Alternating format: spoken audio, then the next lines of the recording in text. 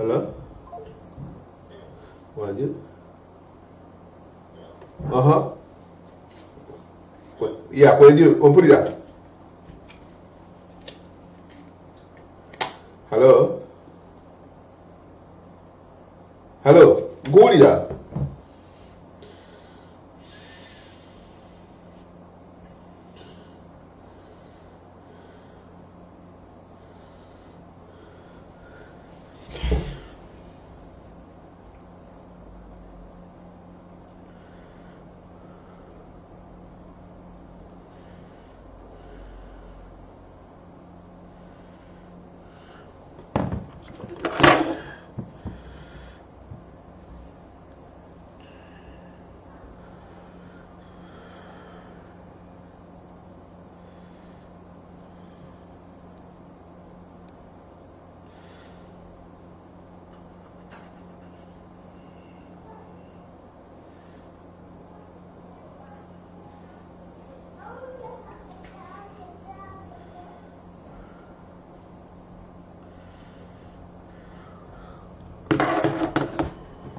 All right.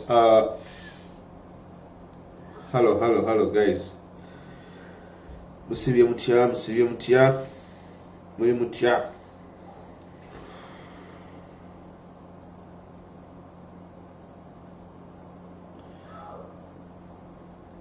Okay. Network yake emaze neterera. Wetagala mumbulira. Anyway, without further ado,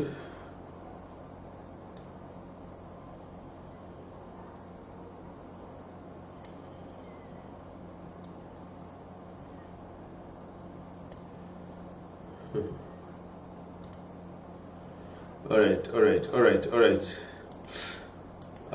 Abave balala mukulikeyo ddala baganda baffe. Musibye mutya, muli mutya. Mujebale gye mutuusaako engalo. Kansuubire olunaku lugenze bulungi. Njagala okubajjukiza okulonda kuliwo ennaku z'omwezi nga 3 January. Kulonda kuba president. Mujjumbire nnyo okugenda okulonda. Era mufeeyo nnyo okugenda okubanga mujjumbira oba mukubiriza abantu bammwe okugenda okulonda. Emyaka 2 n'ekitundu over gye tumaze nga tulwana olutalo luno. Nze ngamba nti buli mulimu gubalibwa ku nkomerero yaagwo. Byonna bye tuzze tukola for over 3 years. Bwe tunaaba nga tetugenze kulonda obanga yetukubiriza abantu kugenda kwetaba mu kulonda, bijja kuba bitufiiridde bwemage. Mwabawuza nti okulonda tekulina kyekukola kwa maanyi. Newankubadde democracy mu Uganda wanjawulo ku democracy mu America. Naye mu America waliyo omusajja amanyikiddwa nga Trump. Essaawa ya leero ayagala kuzannya bukodyo bwa Museveni kulebera mu bukulembeze. Abadde afuukidde abantu akayinja mu ngatto. Abantu abasinga mu America babadde tebalonda. That is the truth. Nga bwe nabasomesa luli. Kigambibwa Joe Biden obululu bwafunye ku mulundi guno n'ekibiina kye kya Democratic Party, obululu tebabufunangako. It is the highest turn up mu kulonda okwensi emanyikiddwa nga America. Kyatutte omukulembeze omubi ennyo ow'ensi eyo nga Trump okujja abantu mu bikunta n'okuzuukusa abantu okufuba okulaba nga bagenda nga bakasitinga obululu bwabwe. Leero sinze kwogera nnyo ku America, luli nagyogerako nnyo, naye mufunyemu ebyokuyiga mu kulonda okugenda mu maaso mu nsi ez'enjawulo. Nti ddala akalulu kalina kye kakola. Ekikulu kubeera organized. Nze nga Mayanja ndowooza nti Honorable Kyagulanyi ogugwa ku bugozi atukunze, atukumyekumye, era he has organized us to become a formidable force esobola okwanisiitinga obwannakyemalira obuli mu Uganda today. He has awoken people. Azuukusizza abayimbi, azuukusizza bannamagye, abantu abali mu security ya Uganda, azuukusizza abavubuka, azuukusizza abakyala, azuukusizza n'abantu abali mu gavumenti eya Mwami Museveni. Oyo Kyagulanyi, omanyi ebiseera ebisinga bwe tuba nga tufugiddwa bubi oba ensi weefugibwa obubi ennyo omuntu n'afuga abantu mu nkola ey'abalumirwa mu bbwa oba mu nkola ey'obwannakyemalira, abantu batuuka ekiseera ne bamanyiira ne bafuuka comfortable mu bwannakyemalira. Abantu batuuka ekiseera ne bafuuka comfortable mu authoritarian leaderships nga ze tulaba ezigenda mu maaso mu nsi zino. Ensi nga North Korea, ensi nga Russia, ensi eziri awo mu kyondo kya Buwarabu n'ezifaananako ng'ekyo. Si nti abantu bano tebandyagadde enkyukakyuka, naye abantu bano babikaminga hopeless ne baba nga tebakyalina ssuubi ddala lyonna mu bulamu bwabwe. Ne batuuka ekiseera ne bakkiriza ne bagamba nti, you know what, let us just make a life out of the situation we are living in. Tekyali kalungi kajja abantu awo baba batuuse mu bwannakyemalira. Kati mu Uganda tubadde tulwanyeko bakadde baffe babeesi gye bazze ne balwanako kye basobola, bakawanga Ssemogoyo ne balwanako kye basobola, naye ekisajja nga kigaanye okukutuka ne tutuuka ekiseera akalulu ka 2021 mulindeeko netwaka yange yagala kwekyanga ngiraba wano era obubadde bwekola.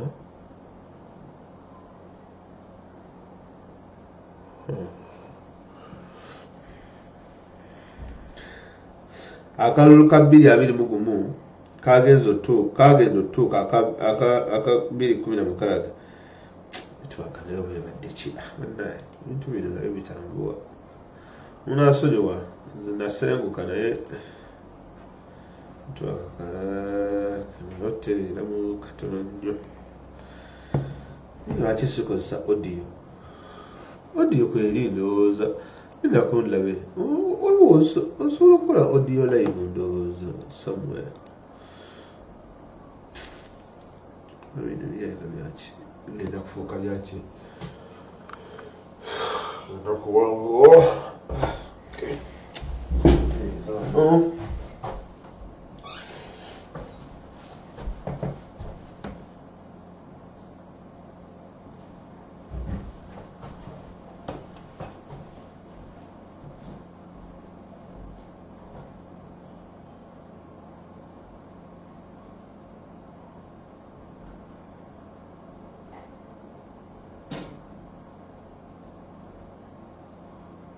Yeah, you got really that.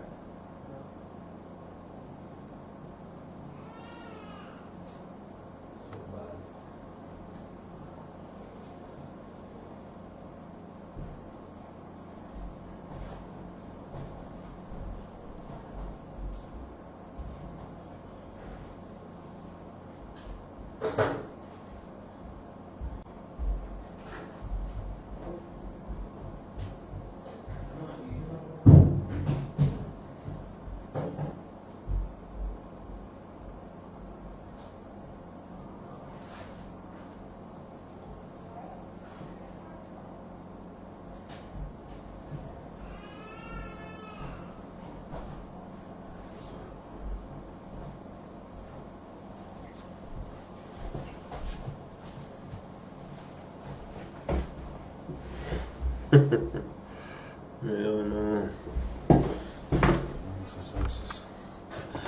Okay, a ver, de la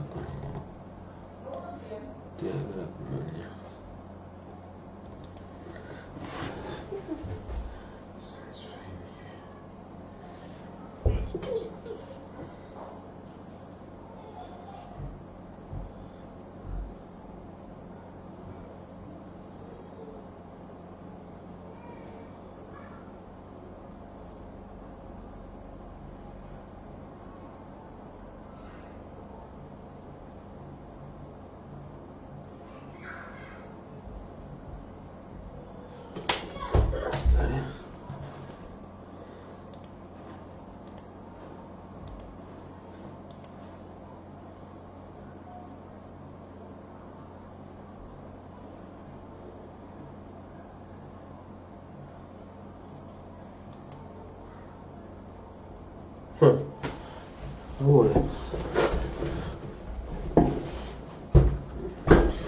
chikabuka.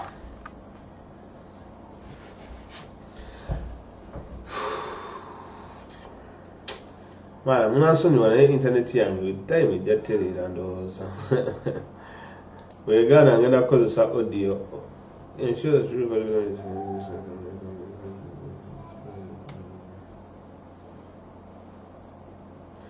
Alright, what do I know? Okay, audio. Let's manual way. Anyway, bade bagamba nti buli wetubeera mu dictatorships oba bannakyemalira abantu batuuka ekiseera ne bamanyiira embeera ey'okuba nti bali mu dictatorship. Kati buli we mutuuka ku point eyo muba mufuuka kye tuyita omuntu abeera hopeless, not in a derogatory way, si mu ngeri ya kuvuma, naye omuntu ali hopeless ye muntu aba aweddemu essuubi n'agamba nti kangumire embeera eno eriwo, maybe Katonda walibanga akyusizzaamu kijja kujjanga surprise. Kati mbagaye nti bakadde baffe bazze balwanalwanako okulaba nga tukyusa ku bukulembeze abazze babeerawo Besigye kadde waffe Ssemogerere and so on and so forth. But ekiseera kyatuuka nga nabo twabamanyiira in their failures, mu kulemerera kwabwe ne tutuuka ekiseera ne tumanyiira kinewankubadde 2016 agenda kutuuka era tewali kyamaanyi kye tugenda kusuubira. Network again.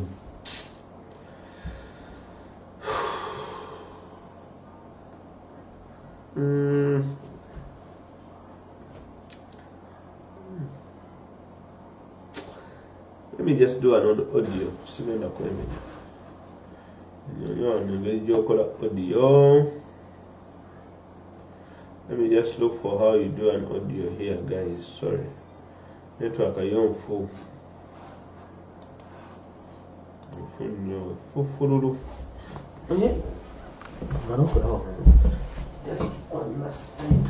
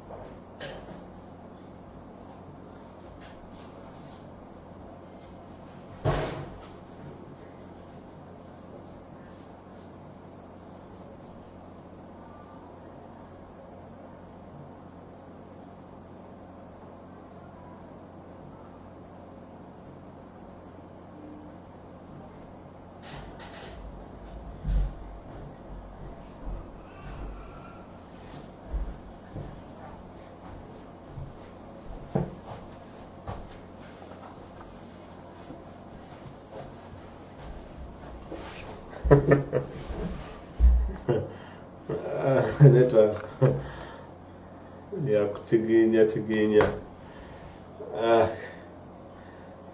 musonyiwe again kansubire akantu wenka settings kanakwatayo naye simanyi.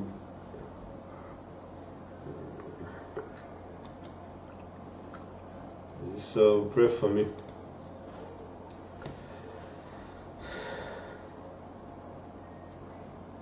Literally nina omwana gwe nfunye kati alimu agikutte bwati tingambi nnyo naye wangala yeno. Okay, this is my last time kastegana. I will just do an audio one. Wegana njagenda nkole just audio thing, something audio those. So guys, marebaga nti abadoza wenjogere nnyo stream ebatasobola kwata ddoboozi. Okay, kyebadde bagamba is nti Honorable Kyagulanyi atuzuukusiza for the past 3 years omulimu gwagukoze, and it is our role now okuvaayo okuzanya party yaffe. Olunaku olwaleero lwa byafaayo mu struggle ya Uganda. Lwe lunaku ebibuuzo ebibadde bibuuzibwa Bobi Wine lwe bigaddwawo. Leero it is the closure. Ebibuuzo ebibadde bibuuzibwa Bobi Wine we bigaddwawo. Ebibuuzo bibadde bingi 3 years. Muyaaye, munyiwanjaga, mubbi, aina tatu, katini, yamanyira bya kuyimba, tasobola kufuga, amagye tegajja mukkiriza kufuga, amaanyi talina, ali mu Buganda wokka, yalimba amannya, teyasoma, yafuna omwenda, talina biwandiiko, ekibiina yakibba, byagenda okukolera Bannayuganda tabimanyi, talina manifesto, talina mulamwa.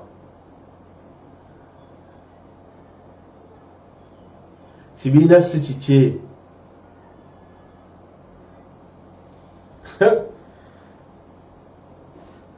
Ebibuuzo kakati leero we bikomye. Obuwagizi buli mu Kampala, Baganda bokka be bamuwagira, talina balala bonna bamuwagira.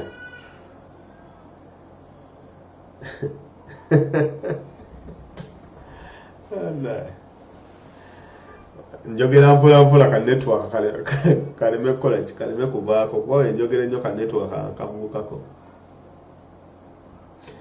Kakati tugenze leero tubadde Mbalala kaceeka. Wabanga abadde Bobi Wine talina buwagizi Mbalala, abantu poliisi egobye baaki? Lwaki ebakomyeko? Omuntu atalina buwagizi lwaki tomuleka n'agenda n'akubalaale ye oba n'alonkinga manifesto ye abantu ne batajja because talina bawagizi, so people will not come. Golowooza singa Tumukunde yabadde agenda okuba laleeka mu stadium e Kaceeka, singa poliisi teyandifuddeyo nago bawagizi kubeera abantu 7 be bandizze obaleva oba abantu 5 be bandizze be bandibaddewo ku mukolo nga teritagana kuba abantu tear gas.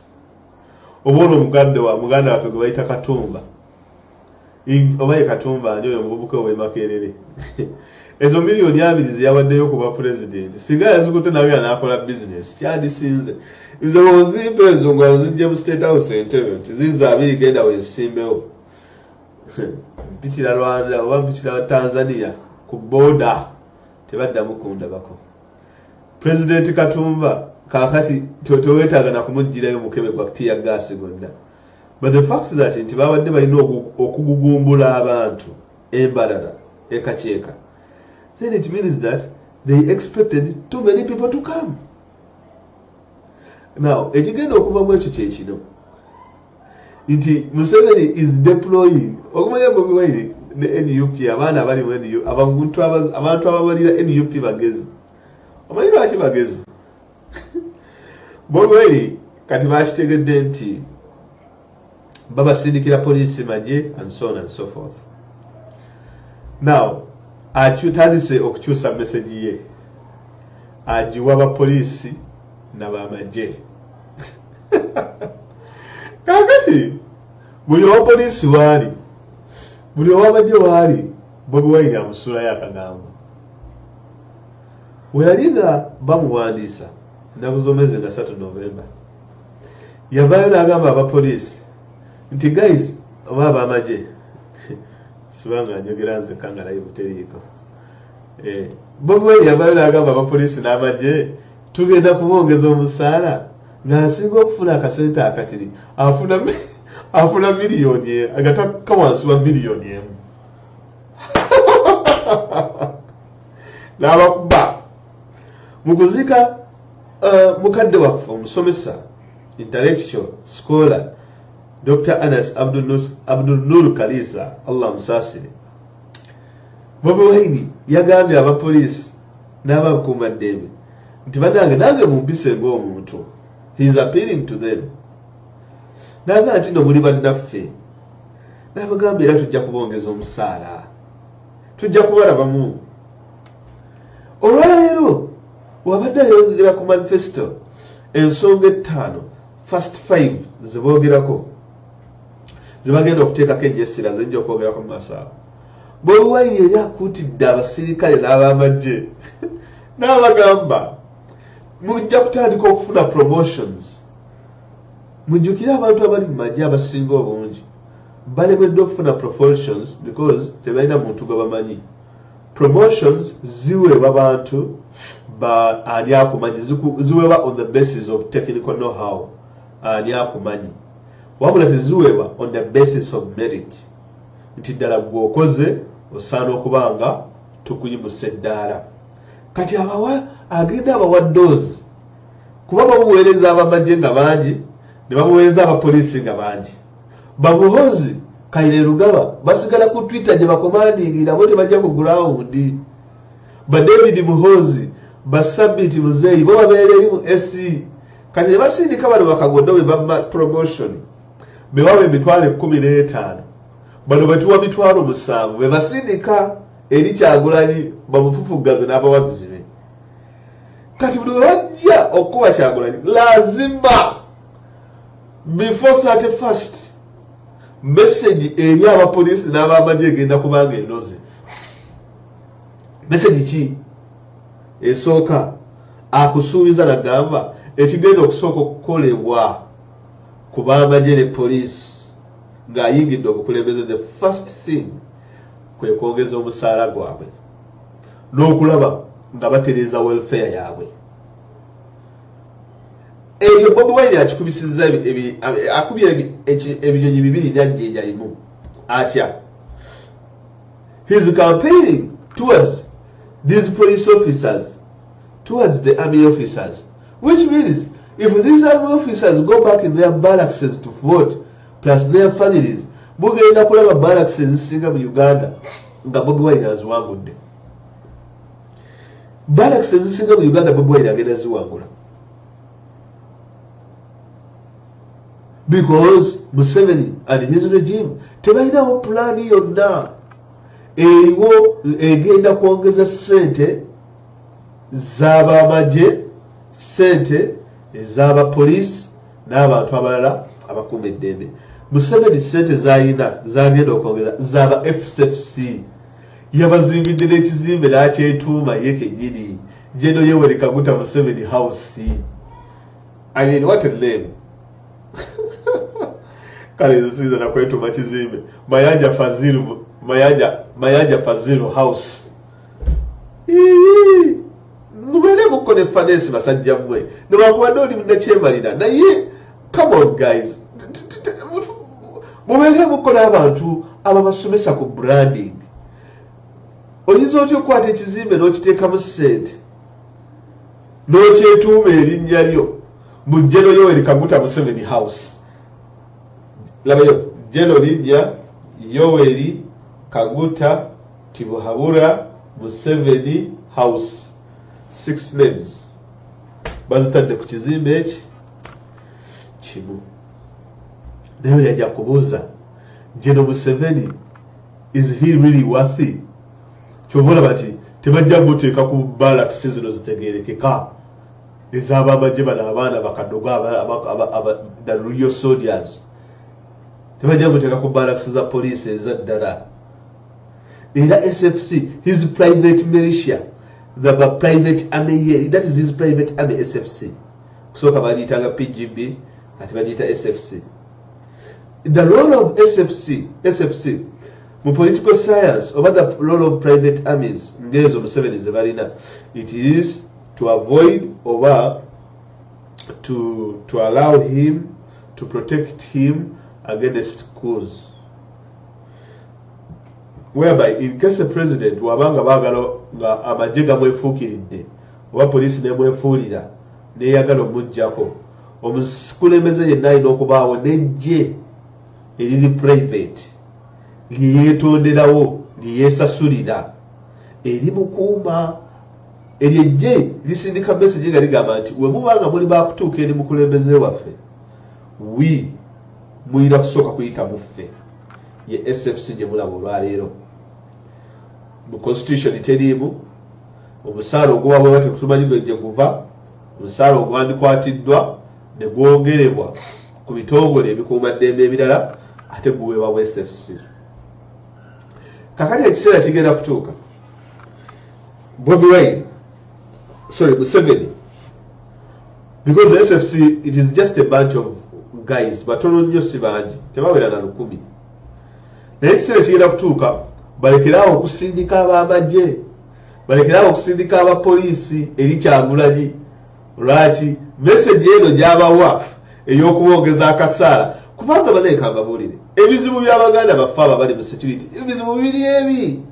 Ekisooka omusaala mutono, ekyokubiri bisatu pensioni waabwe bamulya, ekyokusatu they are sleeping in poor houses, meaning that they are not catered for in terms of welfare. Kababuulire newobanga gwakyasinza okwagala ensi yo nga gwe Kirumira times 10 afande Kirumira nga oli mu mbeera gy'olimu ng'abapoliisi ba Uganda gye balimu olwaleero, ky'oyinza obeegombako kintu kimu kyokka, uniform zaabwe babeera smart always, kyekyokka. Liitu nekira kiyinza kwogemba ku bapoliisi. Kakati Bobi Wine agamba okay, mugobye abantu bange, mugobye abawagizi bange, kakati bano we munsindikidde okunkuba kemba kuba enjiri nti mwe mulinda ki genda kubongeza ssente, waliwo atayagala kakadde ka ssente Uganda. Fema yaje twasomesanga naye ng'osomeseza emitwalo 35 omwezi, ate ng'osomeseza amasomero nga 8 ku buleeke n'ogenda mu ssomero ddala, lanchi n'ogenda mu ddala, mu pulepu n'osomesa, ne ku makya n'osomesa, osomesa amasomero 8. Naye nga kati owa poliisi ow'amagye bagenda kuwa $1.5 million, bagenda kuwa $1 million atandikirwako kopolokute, babayita batya bano ba constables abatalina mayinja, atandikirwako $1 million. Ojanja kubuuza Bobi Wine sente zigenda kuvaawa?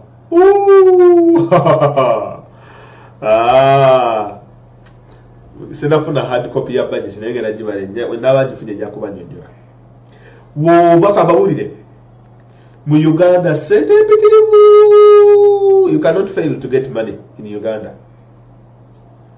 Ekisooka Sala districts, ekyokubiri public service, naddala bano abantu bano simanyi RDCs basale, buli RDC afuna $2 million, afuna emmotoka, alina office, all of that, this is not sente, all of that is money. Bwe mumanyi sente Museveni za wastinga mu kukozesa gundi, mu kukola patronage. Patronage, it is a situation omukulembeze watondawo ebifo to reward oba okusasula abantu abo abamubiriivingiramu, abamuwagira, abamuyirawo omubiri. Kyova olaba omukulembeze kyajja kukeera agambe bwe nkwadde obwa RDC, Buchaman nkwadde obwa presidential advisor. All that is kituyita patronage. Now all these people have to be paid. Waliwo zino classified budgets zetutalabako ezirimu simanyi baguze tanka y'amagye, baguze mbigi, bakalise ennyonyi musimanyi kakati baguze boroti baguze centrifuge ey'ennyonyi baguze breakdown y'ennyonyi ebintu ng'ebyo all of that is money. Ate mujjukire obukulembeze bwa Bobi Wine okumanya bugenda kubeera bulungi oba obukulembeze buno Kyagulanyi singa tubanga Katonda atusaasira ne tubuyingira egenda kubeera civilian leadership. In civilian leadership ey'omuntu nga Kyagulanyi alinga outsider abantu babazze nabo baba tebayiriko entitlements. Kikyetegeeza Museveni we baali bajja mu 86 alina abantu be yalwana nabo yagamba ye mu njogera yagamba yatandika n'abantu 27 27 guns.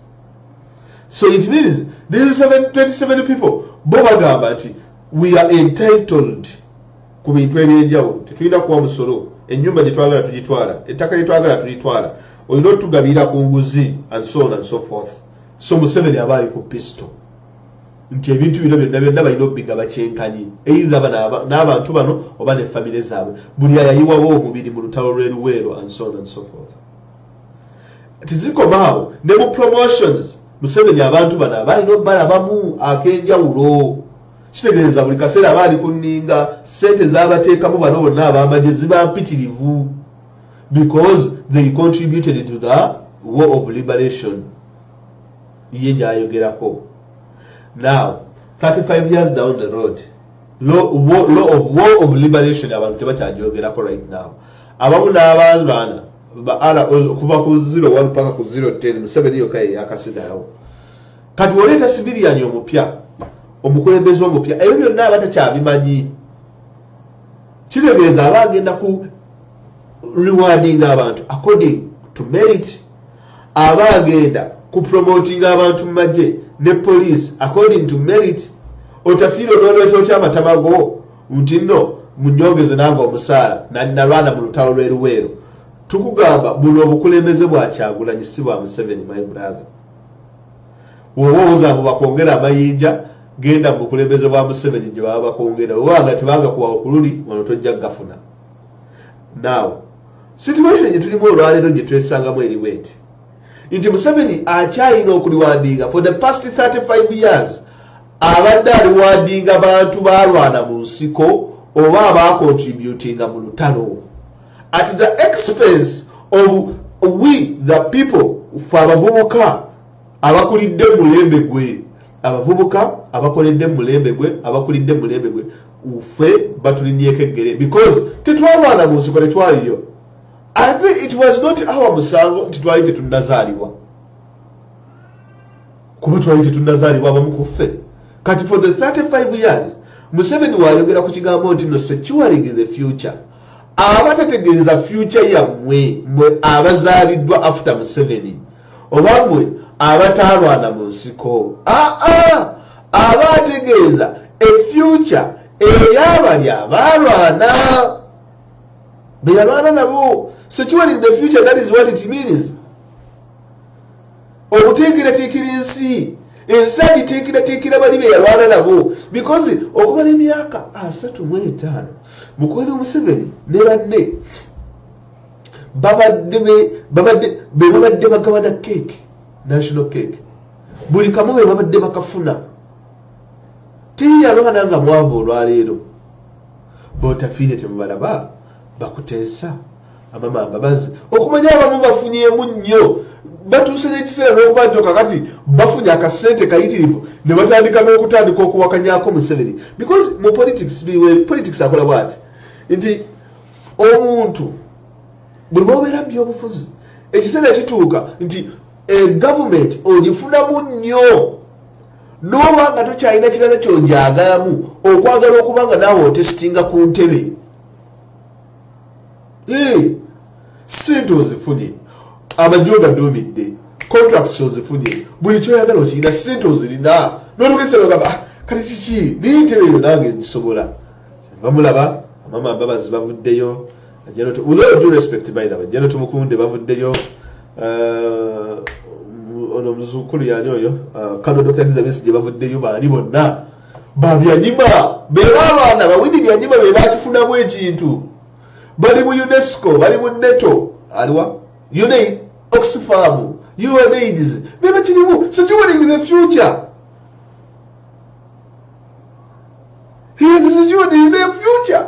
Bakutesa beba kirimu.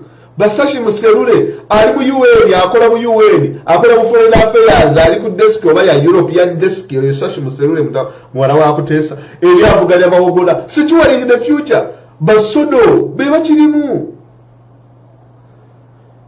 gwe mayanja gwe bakazaala wano mu 93 munawo they are securing your future nabagamba ekigambo securing kitegeeza nti already oba oyina ekintu kyetesetese.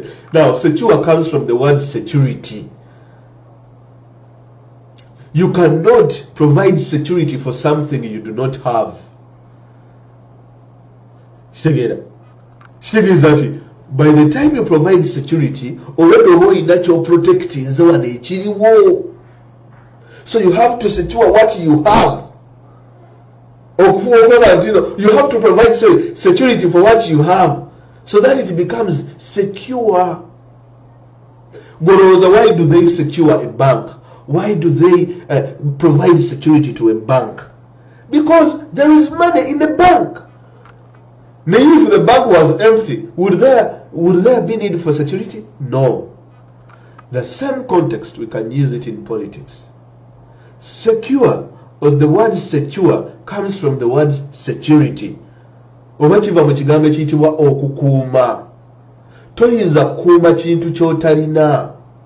Fazil oba toyina mulimu, Alice oba toyina mulimu, oba mukulu Geoffrey oba toyina mulimu, toyinza gukuuma. You cannot secure your job. You cannot secure a job that you do not have.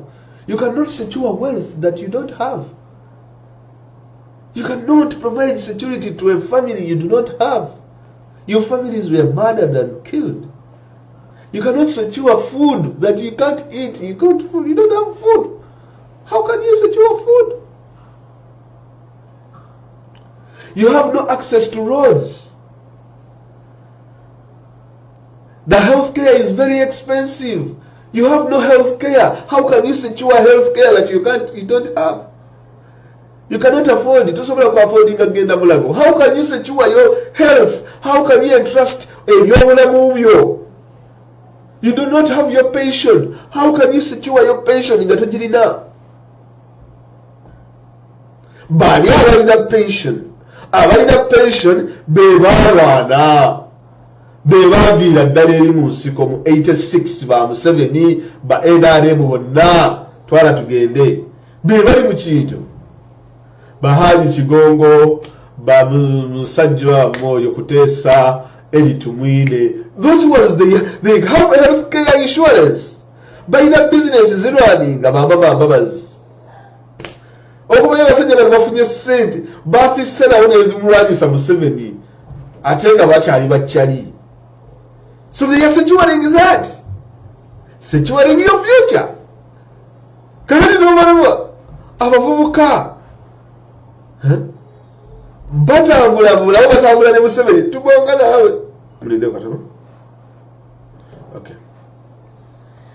Nobalaba abavubuka benanise ebisaati bya yero munawo balinye kibasi munawo Museveni is securing for them. Wallahi katulinde ng'akalulu kakagwa wekati. God forbid Museveni nageza wangula. Mujja bana banga mujja ate ubibyo tibinda bana kugwa naye bali mu kuyomba. Tibinda bakugwa naye bali mu kuyomba. Kale Honorable Kyagulanyi ke kantu ako kakoze nze nakalabye ngamba omusajja ono yabaze abamajje kakati yabanyonyogedde. Kyobalaba omwogezi w'abambege ekiwuli yavuddeyo n'agamba Bobi Wine teyeyingiza mu byamagye na poliisi. Omusaala gwe tuwa abamagye n'abapoliisi gumala. Abapoliisi bawulidde nti abasinga kigambibwa bagambye families zaabwe zigende ziwagire Bobi Wine. Babagambye nti abasajja bano babi nnyo olw'okuba bo bafuna ssente ezimala ffe ne tufuna ssente zimala kakati ssebo bagamba nti n'akasente ke tofuna kamala. Kati Kyagulanyi addeyo akole ki? So Kyagulanyi teyeyingiza mu nsonga za poliisi. Obapoliisi gwe muwa emitwalo 15 gyezo ssente zimala. emitwalo 25 how can you say that is enough money ezo zisobola kujjanjaba ntunuka emitwalo 15 gye baba abapoliisi 17 tezisobola kujjanjaba ntunuka honestly you cannot wona ogenda okugenda bakukoleko operation oba poliisi kasita olwala oba owedde kale katuyite mu nsonga zino 5 ezifulumiziddwa Embalala. Take away points zange ku nsonga y'Embalala oba ku mission yebadde Embalala. Bye tulabyeko ebibaddeyo olunaku olwaliro, history has been made. Waliwo abavubuka ku makya baakedde ne bagamba abaana ba Museveni baluwa nga bo tebeekalakaasiza nga bwe tebabeerayo Embalala nga beekalakaasa nga bwe tebabeerayo famire ye eruwa soda aluwa so babadde Embalala ne bagamba nga ne RDC ko omutadde Bobi Wine tajja kulinnyawo wano eno Mbalala ya NRM biki tetujja mukkiriza twala tugendeyo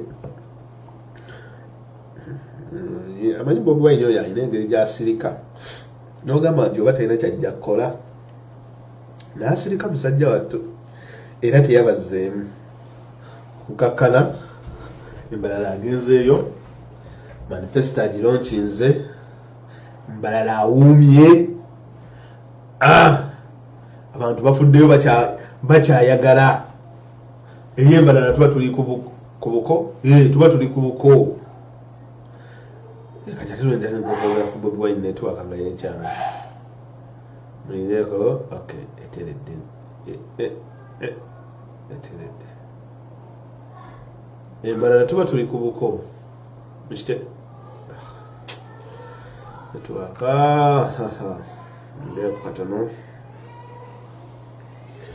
egala kwekyanga ndowooza ojja kutereera okay.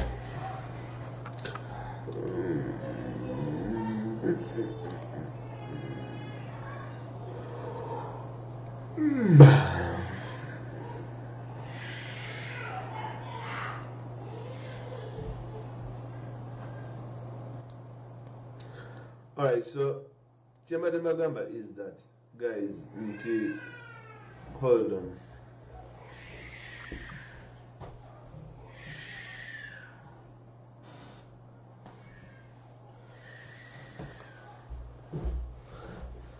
Alright, the Chembade Magamba is that until